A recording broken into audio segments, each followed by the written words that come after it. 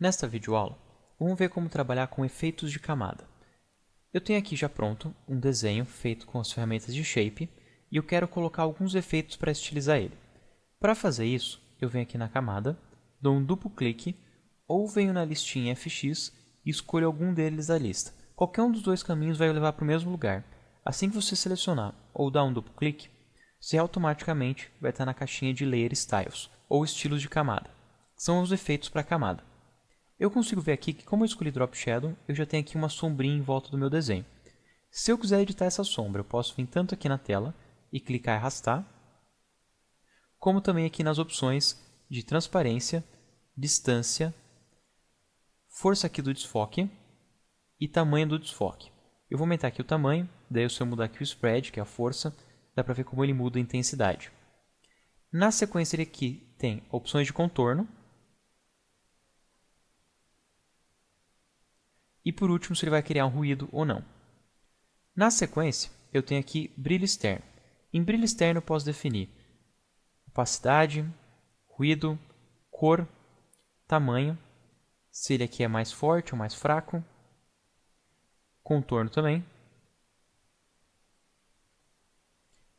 E daí ele tem aqui uma opção também de força desse contorno e jitter desse contorno. Eu vou tirar aqui o contorno. Próxima opção aqui, ele insere uma pattern, uma textura, na tua imagem. Na opção de cima, ele substitui tua imagem por uma gradiente. Você pode escolher um dos presets ou criar uma gradiente do zero. Definir se ela é linear ou radial. Pode mover ela pela tela. E definir aqui a escala e o ângulo. Na próxima opção, ele substitui tua imagem por uma cor. Na outra, ele cria um setting. Esse setting é o efeito de luminância que fica dentro da imagem. Você pode vir aqui e brincar com essa luminância. Você pode também ajustar aqui a distância, size e opacidade desse efeito para criar um acabamento aqui de luminância dentro da tua imagem. O próximo é aqui, ele cria um glow. Ele cria aqui, nesse caso, um glow interno. Eu posso vir aqui, alterar ali o tamanho desse glow, a força desse glow, a cor, entre outras opções. O outro ele cria aqui uma sombra interna.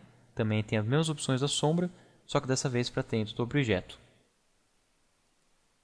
Próxima opção aqui, ele cria um contorno externo ao teu objeto. Então, você tem um contorno, que pode ser externo, interno, pelo centro.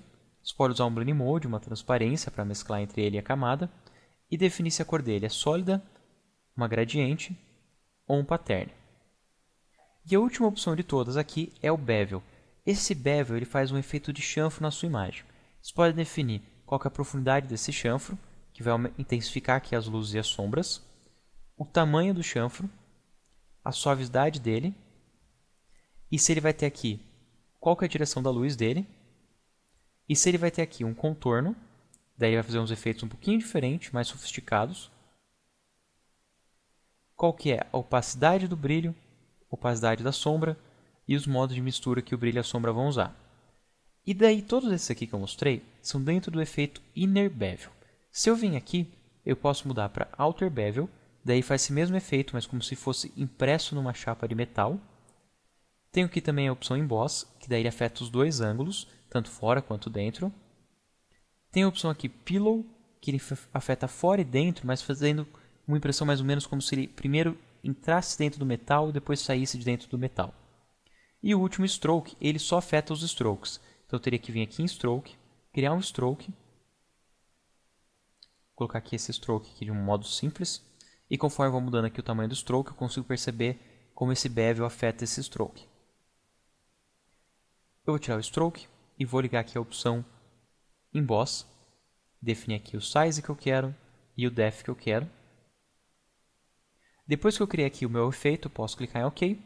E se eu quiser reutilizar esse efeito em outras camadinhas, é só vir aqui em Styles e clicar no botão de novo. Você vai dar um nome para o efeito, clicar em OK e ele vai ficar ali salvo.